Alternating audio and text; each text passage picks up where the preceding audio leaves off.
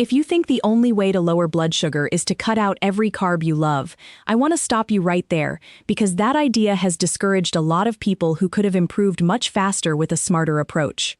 The truth is, some of the most effective foods for blood sugar are not about deprivation at all. They are about changing the way your body handles glucose, changing how quickly sugar enters the bloodstream, and helping your cells respond to insulin the way they are supposed to. In other words, the goal is not just to eat less.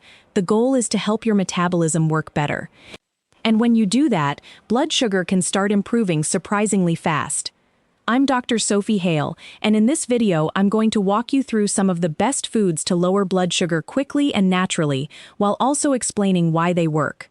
Not hype, not fads, not random internet tips. I'm talking about foods that make sense biologically and that line up with what we understand about insulin resistance, digestion, inflammation, and glucose control. And before we jump in, if you like videos that explain what is actually happening inside your body in plain English, subscribe, give this video a like, and leave a comment with your fasting blood sugar this week. I read those comments, and they help me know what this audience is dealing with in real life. Now let's start with the part most people never get clearly explained. High blood sugar usually does not begin with sugar alone. It begins with the way your body is responding to insulin. Insulin is the hormone that helps move glucose out of your bloodstream and into your cells where it can be used for energy. When your cells respond well, blood sugar stays in a healthy range. But when your cells start ignoring insulin, glucose begins to build up in the bloodstream. That is insulin resistance. Think of it like this.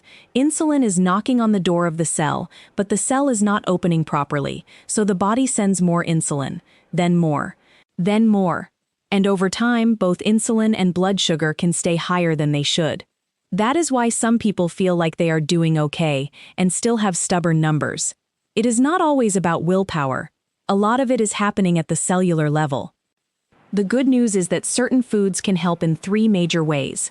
They can slow down how fast glucose enters the blood. They can reduce the inflammation that interferes with insulin signaling. And they can improve insulin sensitivity so your cells start responding better. That is the framework for this entire video. So let's get into the foods. The first food is eggs. And I'm starting here because this is one of the fastest, easiest changes most people can make. A lot of blood sugar problems begin at breakfast.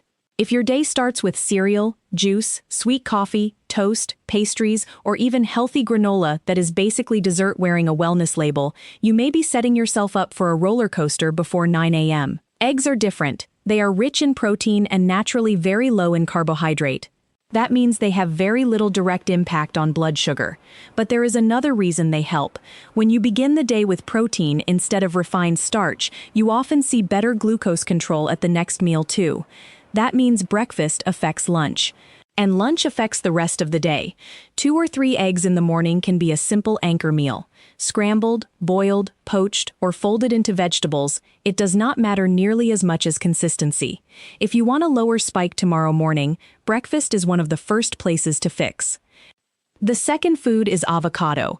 People still avoid avocado because they hear fat and think danger, but avocado is one of the most blood sugar-friendly foods you can put on a plate. It is rich in fiber and monounsaturated fat, and that combination helps slow digestion. When digestion slows down, glucose enters the bloodstream more gradually.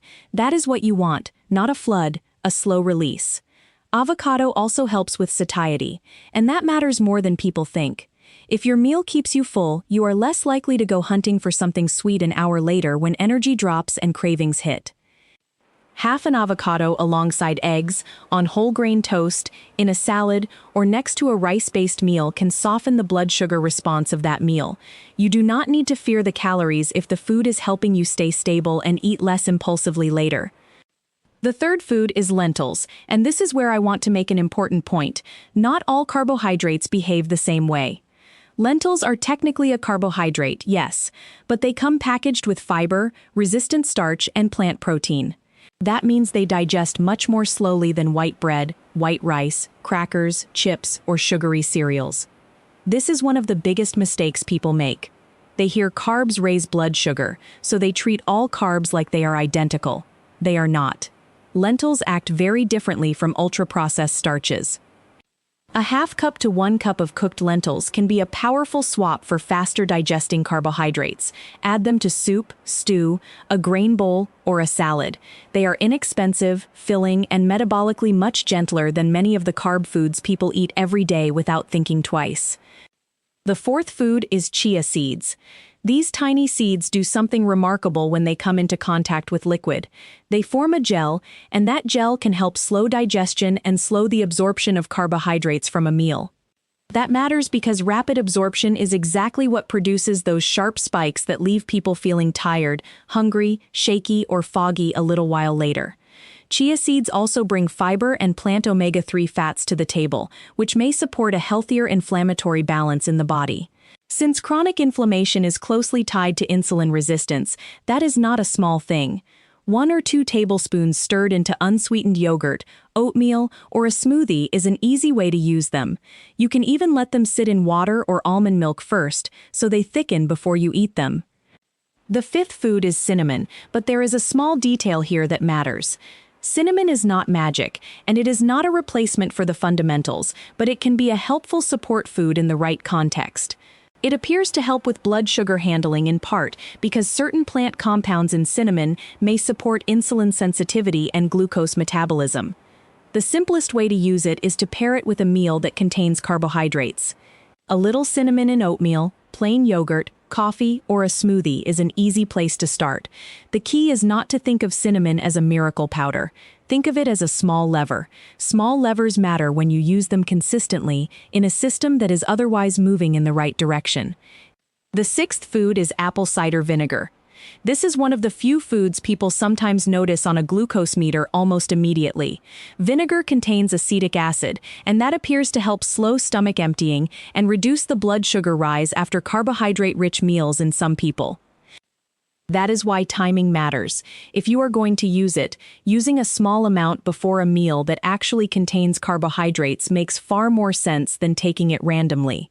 A common way to do this is 1 tablespoon diluted in a full glass of water before a larger meal. Always dilute it. Straight vinegar is rough on the teeth and throat, and if you take blood sugar medication, especially insulin or medicines that can cause lows, this is one of those things you should discuss with your clinician because food plus medication can change your numbers faster than you expect.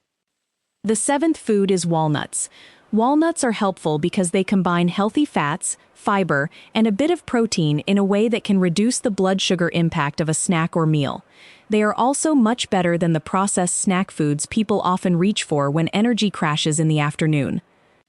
When someone swaps cookies, crackers, or chips for a handful of walnuts, they are not just removing a problem, they are replacing it with something that is far less likely to send glucose soaring.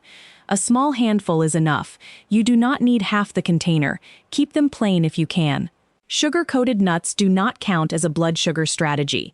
The eighth food is fatty fish, especially salmon, sardines, mackerel, and herring. This one is less about slowing the carbs in a meal and more about the deeper metabolic terrain underneath insulin resistance. Chronic inflammation can interfere with insulin signaling, and omega-3 fats from fatty fish may help support a healthier inflammatory response. That matters because insulin resistance is not just a sugar issue, it is a whole-body communication issue. The healthier the cell membrane and the healthier the signaling environment, the better your body can respond. 2 servings a week is a realistic target for many people. If fresh fish feels too expensive, canned sardines or canned salmon are practical options and often wildly underrated. The ninth food is Greek yogurt, ideally plain and unsweetened. This is one of my favorite swaps because it can move someone from a high-sugar breakfast or snack into a much more balanced one without making them feel deprived.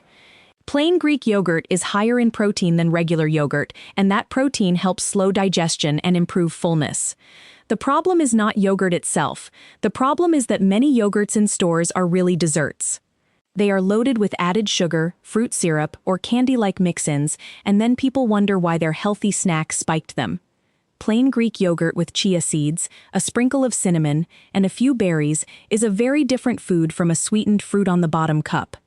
And that brings me to the 10th food, berries. If you are afraid of fruit because of blood sugar, berries are often one of the gentlest places to start. They contain fiber, water, and beneficial plant compounds, and, compared with many tropical fruits, juices, dried fruits, or sweet snack foods, they usually produce a smaller glucose impact. The reason I like berries is that they let people satisfy the desire for something sweet without turning that sweet craving into a glucose disaster. Strawberries, blueberries, raspberries, and blackberries can all fit well, especially when paired with protein or fat instead of eaten completely alone. Now, I want you to notice something. None of the foods I just mentioned work because they are exotic miracles.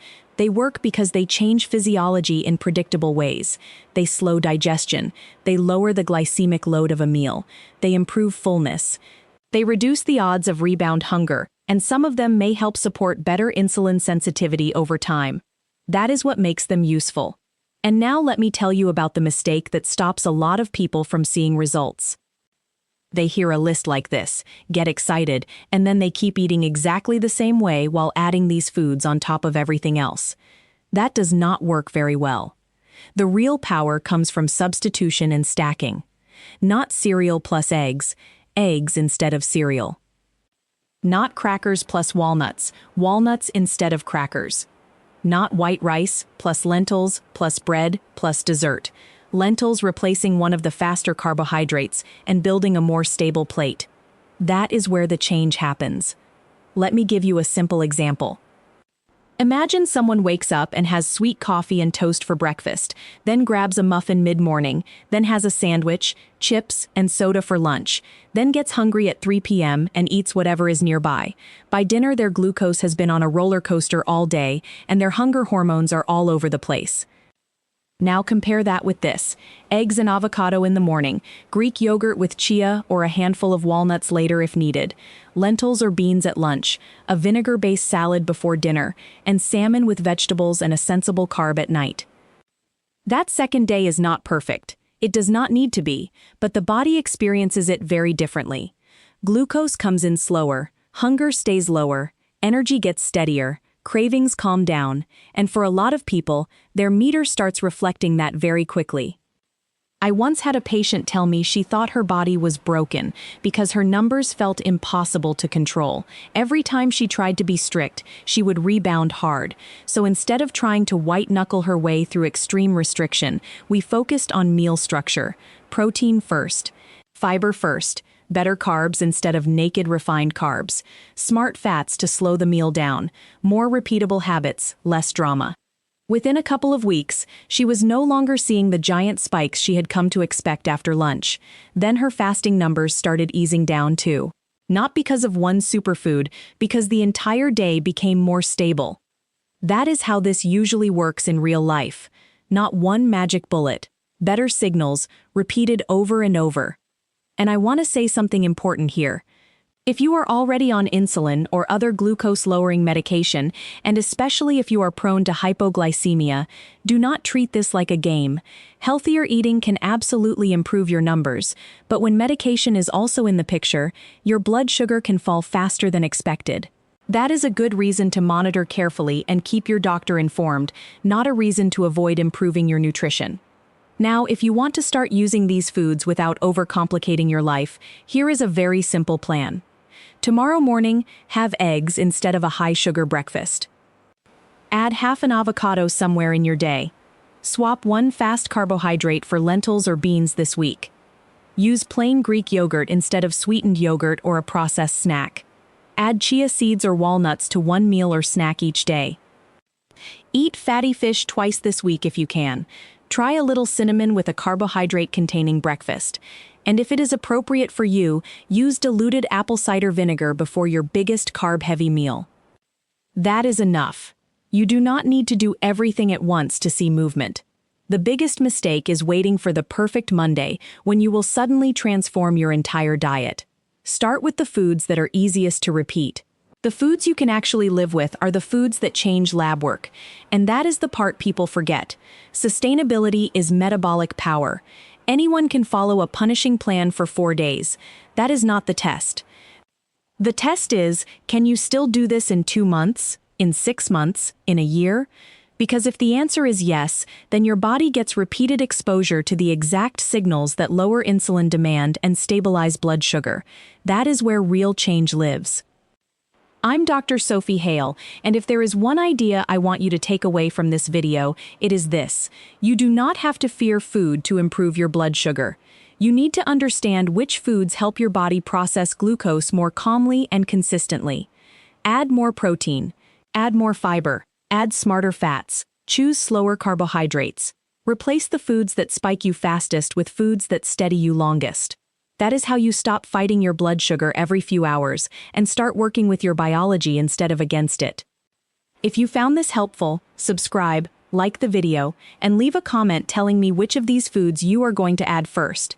And if your morning sugars are your biggest problem, that usually points to something very specific happening overnight, and I'd cover that next.